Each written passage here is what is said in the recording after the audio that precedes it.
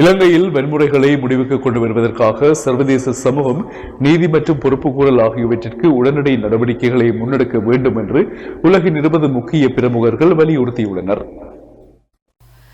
2 நாடுகளின் முன்னாள் தலைவர்கள், அமைதிக்கான நோபல் பரிசை பெற்ற ஒருவர், முன்னாள் ஐநா மனித உரிமை ஆணையாளர்கள், ஐநாவின் நிபுணர்கள் மற்றும் அறிக்கையாளர்கள் 20 பேர் இணைந்து ஐநா மனித உரிமைகள் பேரவையின் உறுப்பு நாடுகளிடம் இந்த வேண்டுகோளை விடுத்துள்ளனர். இது தொடர்பில் அவர்கள் உறுப்பு நாடுகளுக்கு அனுப்பியுள்ள கடிதத்தில், அண்மையில் ஐநா மனித உரிமை ஆணையாளர் வெளியிட்ட அறிக்கை நீதி மற்றும் பொறுப்புக்கூறலில் இலங்கை முன்னேற்றத்தை காணவில்லை என்பதை கோடிட்டு காட்டியுள்ளது. உருவாகி வரும் போக்குகள் குறித்த ஆய்வுகளை அடிப்படையாக கொண்ட இந்த அறிக்கை நிலையான நல்லிணக்கத்திற்கும் மீண்டும் மனித உரிமை மீறல்கள் மோதல்களை தடுப்பதற்கும் இலங்கையில் இடம்பெற்ற மனித உரிமை மீறல்கள் அநீதிகளுக்கு நீதி மற்றும் பொறுப்புக்கூறலை உறுதி செய்வதற்குமான உறுதியான சர்வதேச நடவடிக்கைகளை பரிந்துரைத்துள்ளது. பாதிக்கப்பட்டவர்கள் மற்றும் அவர்களின் பிரதிநிதிகளுடன் இணைந்து செயற்பட்டு சர்வதேச நியாயாதிக்கத்தின் மூலம் நீதிக்கான முயற்சிகளை மேற்கொள்ளுமாறு உறுப்பு நாடுகளிடம் ஐநா மனித உரிமை ஆணையாளர் விடுத்த வேண்டுகோளை நாங்கள் எதிரொலிக்கிறோம். இலங்கை தண்டனையின் பிடியிலிருந்து விலக்களிப்பதை நிறுத்த மறுப்பதால் சர்வதேச நீதிமன்றம் போன்ற சர்வதேச வழிமுறைகள் மூலம் பொறுப்புக்கூறலிற்கான வழிவகைகளை குறித்து ஆராய வேண்டும். சர்வதேச குற்றங்களில் ஈடுபட்டனர் என்ற நம்பகமான குற்றச்சாட்டுக்கு உள்ளாகியுள்ளவர்களுக்கு எதிராக இலக்கு வைக்கப்பட்ட தடைகளை விதிக்க வேண்டுமென்ற மனித உரிமை ஆணையாளரின் பரிந்துரையையும் நாங்கள் ஆதரிக்கிறோம். இலங்கையின் வன்முறைகள் முடிவிற்கு கொண்டு வருவதற்காக சர்வதேச சமூகம் நீதி மற்றும் பொறுப்புக்கூறல் ஆகியவற்றிற்கான உடனடி நடவடிக்கைகளை எடுக்க வேண்டும் என்றும் அவர்கள் குறிப்பிட்டுள்ளனர்.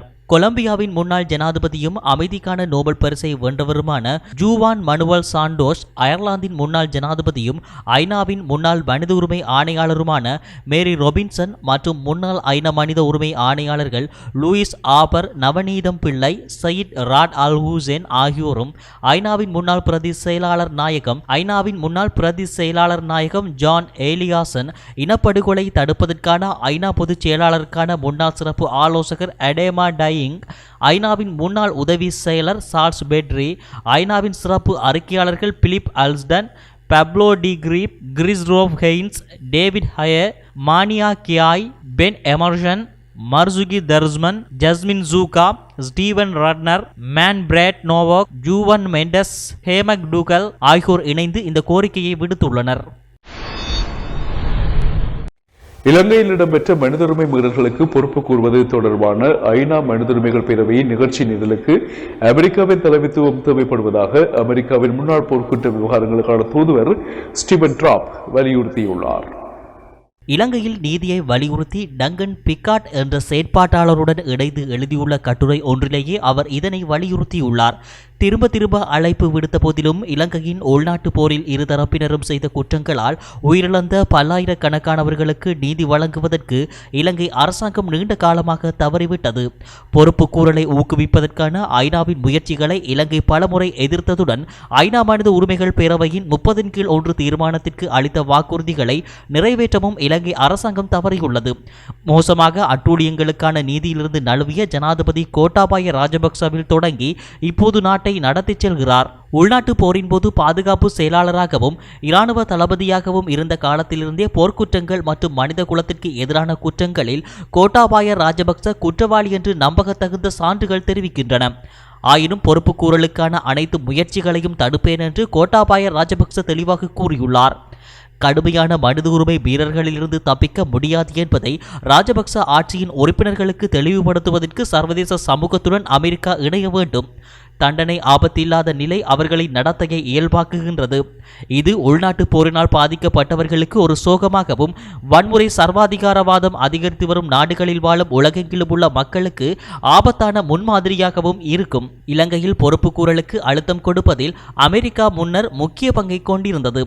அப்போதைய துணை ஜனாதிபதி பைடனின் தேசிய பாதுகாப்பு ஆலோசகராக இருந்த தற்போதைய ராஜாங்க செயலர் ஆண்டனி பிளிங்கன் இந்த முயற்சிகளுக்கு தலைமை தாங்கி இருந்தார். நட்பு நாடுகளுடன் ஒருங்கிணைந்து இலங்கைக்கு எதிராக அமெரிக்கா நடவடிக்கைகளை எடுக்க வேண்டும். பைடன் நிர்வாகம் 2016 மக்னிட்ஸ்கி சட்டத்தின் கீழ் இலங்கையின் முக்கிய அதிகாரிகள் மீது பொருளாதார தடைகளை விதிக்க வேண்டும்.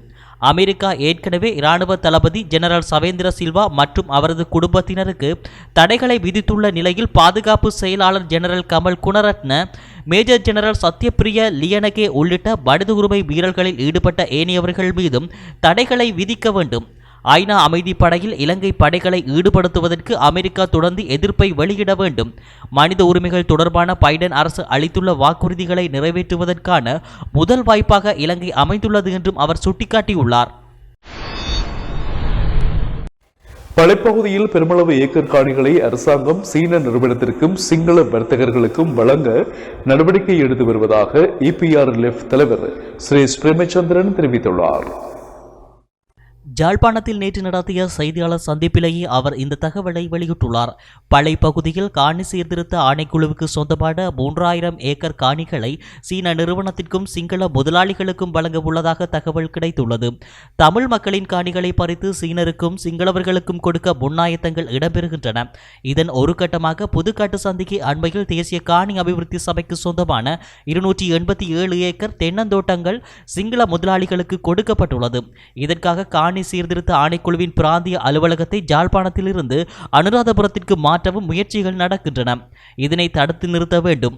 வடக்கிற்கான பிராந்திய அலுவலகம் வடமத்திய மாகாணத்திற்கு மாற்றுவதை அனுமதிக்க முடியாது என்றும் அவர் தெரிவித்துள்ளார்.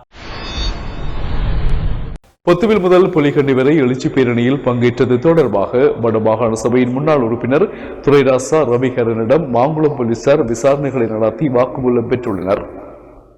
நேற்று மாலை 7 மணியளவில் முல்லைத்தீவில் உள்ள ரவிகரனின் இல்லத்திற்கு சென்ற மாங்குளம் போலீசார் அவருடன் வாக்குமூலம் பெற்றுள்ளனர். பொத்துவில் முதல் பொலிகண்டி பேரணியில் கலந்து கொண்டமை தொடர்பாக கடந்த 15ஆம் தேதி முல்லைத்தீவு போலீஸ் நிலையத்திற்கு அழைக்கப்பட்டு ரவிகரனிடம் வாக்குமூலம் பெறப்பட்டது. இந்த நிலையில் அவரிடம் மாங்குளம் போலீசார் நேற்று வாக்குமூலம் பெற்றுள்ளனர். நாட்டின் பல இடங்களில் நடைபெறும் போராட்டங்களுக்கு பிறப்படாத தடை உத்தரவுகள் பொத்துவில் தொடக்கம் பொலிகண்டி வரை பேரணியில் கலந்து கொண்ட நாடாளுமன்ற உறுப்பினர்களை மாத்திரம் குறிவைத்து பெறப்பட்டதாக சபாநாயகர் மஹிந்த ஜாபா அபிவர்த்தனவிடம் நாடாளுமன்ற உறுப்பினர் மனோ கணேசன் முறையிட்டுள்ளார். இந்த போராட்டத்தில் கலந்து கொண்டமைக்காக தன்னிடம் எதற்காக வாக்குமூலம் பெறப்பட்டதென போலீஸ்மா அதிபரிடம் வினவி தமக்கு அறிவிக்குமாறும் சபாநாயகரிடம் அவர் கேட்டுக்கொண்டுள்ளார். இது தொடர்பில் கருத்து தெரிவித்துள்ள மனோ கணேசன், எதிரணி உறுப்பினர்களுக்கு எதிராக மாத்திரம் போலீசார் திட்டமிட்டு நீதிமன்ற தடை உத்தரவுகளை பெறுகிறார்கள். நாடாளுமன்றத்திற்கு உள்ளேயும் வெளியேயும் உறுப்பினர்களின் கடமையை செய்யும் சுதந்திரத்தை சபாநாயகர் உறுதிப்படுத்த வேண்டும்.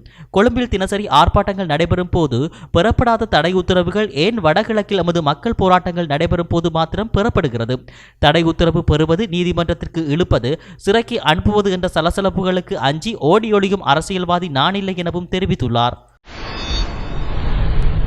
யாழ்ப்பாண பல்கலைக்கழக பட்டமளிப்பு விழாவை இறுக்கமான சுகாதார நடைமுறைகளை பின்பற்றி நடத்த வேண்டும் என்றும் அதில் ஏதாவது சிரமங்கள் இருப்பின் கொரோனா நிலைமைகள் சீரடைந்த பின்னர் புரிதொரு நாளில் நடத்தலாம் எனவும் வடக்கு மாகாண சுகாதார சேவைகள் பணிப்பாளர் மருத்துவர் அவன் நக்கீரீஸ்வரன் அறிவுறுத்தியுள்ளார். ஜாழ் பல்கலைக்கழகத்தின் பொது பட்டமளிப்பு விழா எதிர்வரும் 24 மற்றும் 25ஆம் தேதிகளில் நடைபெறவுள்ள நிலையில் ஜாழ் பல்கலைக்கழக துணைவேந்தருக்கு நேற்று அனுப்பி வைத்துள்ள கடிதத்திலேயே அவர் இவ்வாறு குறிப்பிட்டுள்ளார். ஒரே அமர்வில் பங்கு பெற்றவர்களின் ஆகக்கூடிய எண்ணிக்கை 150ஆக மட்டுப்படுத்தப்பட வேண்டும். அதற்கேற்ற வகையில் அமர்வுகள் மீள் பட்டியலிடப்பட வேண்டும். மாணவர்களின் பெற்றோர்கள், உறவினர்கள், நண்பர்கள் உட்பட வேறு எவரும் பல்கலைக்கழக வளாகத்தினுள் அனுமதிக்கப்படக்கூடாது. முன்னைய அமர்வில் பங்கு பெற்றியவர்கள் வெளியேறி சென்ற பின்னர் மட்டுமே அடுத்த அமர்வுக்கு உரியவர்கள் மண்டபத்தினுள் அனுமதிக்கப்பட வேண்டும். மாணவர்கள் தங்களுடன் தனிப்பட்ட படப்பிடிப்பாளர்களை அழைத்து வருவதற்கு அனுமதிக்கப்படக்கூடாது. ஒவ்வொரு அமர்வின் போதும் மண்டபத்தினுள் நுழையும் அனைவரது பெயர், பாலினம், வயது, தேசிய அடையாள அட்டை இலக்கம், முகவரி, தொடர்பு இலக்கம் உட்பட விவரங்கள் மண்டப நுழைவாயிலில் வைத்து பதிவு செய்யப்பட வேண்டும். ஒவ்வொரு அமர்வின் முடிவிலும் பதிவு செய்யப்பட்ட அந்தந்த அமர்வுக்குரிய விவரங்களை நல்லூர் பிரதேச சுகாதார வைத்திய அதிகாரியிடம் கையளித்தல் வேண்டும். மற்றும் வழக்கமான கொரோனா தடுப்பு சுகாதார விதிமுறைகள் பின்பற்றப்பட வேண்டும். இந்த நடைமுறைகளை பின்பற்றுவதில் சிக்கல்கள் காணப்படுமாயின் கொரோனா பெருந்தொற்று அபாயம் இயல்பு நிலைக்கு வந்த பின்னர் புதிய நாளொன்றுக்கு நிகழ்வை பிற்போடுவது உகந்தது என்று மருத்துவர் கேதீஸ்வரன் அறிவுறுத்தியுள்ளார். பொத்துவில் தொடங்கி பொலிகண்டி வரை மக்கள் எழுச்சி போராட்டத்தில் பங்கேற்ற இளைஞர் ஒருவர் பருத்தித்துறை போலீசாரினால் கைது செய்யப்பட்டு விசாரணைகளின் பின்னர் விடுவிக்கப்பட்டுள்ளார். பொத்துவில் தொடங்கி பொலிகண்டி வரையான மக்கள் எழுச்சி போராட்டத்தில் பங்கேற்றார் என்ற குற்றச்சாட்டில் பருத்தித்துறையைச் சேர்ந்த 26 வயதுடைய இளைஞன் ஒருவரை நேற்று மதியம் போலீசார் கைது செய்தனர். பேரணியில் அவர் பயணித்த மோட்டார் சைக்கிள் இலக்கத்தை வைத்து அவர் கைது செய்யப்பட்டதாக கூறப்படுகிறது. போலீஸ் நிலையத்தில் 6 மணி நேரமாக தடுத்து வைத்து விசாரிக்கப்பட்ட இளைஞனிடம் வாக்குமூலம் பெறப்பட்ட பின்னர் நேற்று மாலை தாயாரிடம் ஒப்படைக்கப்பட்டுள்ளார். காரைநகர் பகுதியில் கடற்படை தளத்தை விரிவுபடுத்துவதற்காக 50 ஏக்கருக்கும் அதிகமான காணிகளை சுவீகரிப்பதற்காக இன்று காலை 9:30 மணிக்கு காணிகள் அளவீடு செய்யப்பட உள்ளது. காரைநகர் J45 கிராம சேவகர் பிரிவுக்குட்பட்ட 61 குடும்பங்களுக்கு சொந்தமான 51 ஏக்கர் காணிகளே இன்று நில அளவை திணைக்களத்தினரால் அளவீடு செய்யப்பட உள்ளது. எலாரா கடற்படை தளத்திற்காகவே நீலங்காடு பகுதியில் உள்ள 51 ஏக்கர் காணிகளை கையகப்படுத்த நடவடிக்கை எடுக்கப்பட்டுள்ளது. கடற்படை தளத்துக்காக காணி அளவீடு செய்யும் நடவடிக்கையை தடுத்து நிறுத்த இன்று காலை அப்பகுதி மக்கள் மற்றும் சிவில் சமூகத்தினர், மக்கள் பிரதிநிதிகள் ஆகியோரை ஒன்று கூடுமாறு அழைப்பு விடுக்கப்பட்டுள்ளது. எலாரா கடற்படை தளத்துக்காக புதன்கிழமை காலை காரைநகர் இந்து கல்லூரிக்கு சொந்தமான காணியை அளவீடு செய்ய மேற்கொள்ளப்பட்ட நடவடிக்கை பலத்த எதிர்ப்பினால் கைவிடப்பட்டமை குறிப்பிடத்தக்கது.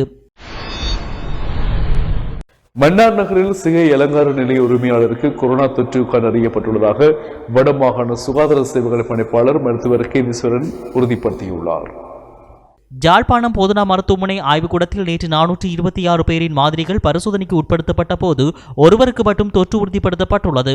மன்னார் நகரில் சிகை அலங்கார நிலையம் நடத்துபவருக்கு தொற்று உறுதியாகியுள்ள நிலையில் கடந்த சில நாட்களாக அங்கு சென்றோர் பொது சுகாதார பரிசோதகர்களால் அடையாளப்படுத்தப்பட்டு வருகின்றனர் என்றும் மருத்துவர் கேதீஸ்வரன் தெரிவித்துள்ளார்.